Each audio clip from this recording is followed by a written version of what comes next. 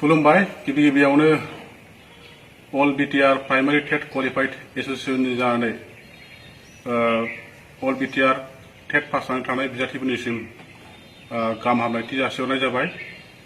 दिनै नोंथांमोननिसिम मिथिहोनाय जायोदि जे फैगौ 30 सेप्तेम्बर 2023 थामहिनबा दा फैगोन सुनिबार बारायखालि क'क्राझार हायार सेकेन्डारि स्कुलनि गेवलां गेलेग्रा फोथाराव 2 घन्टा दरना हाबाफारि लानाय जादों।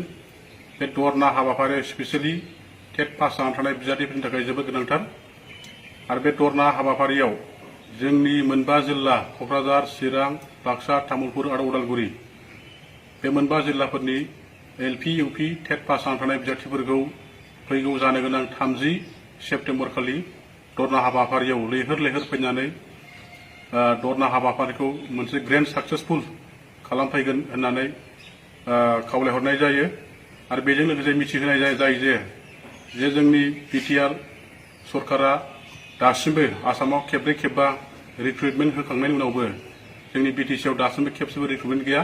बिनिखायनो जों बिटिसिआव रिक्रुटमेन्ट ओंखारहोनांगौनि थाखाय टिचारनि बेलायाव जोङो मोनसे गोख्रै जों दरना हाबाफारि लानो नागिरदों।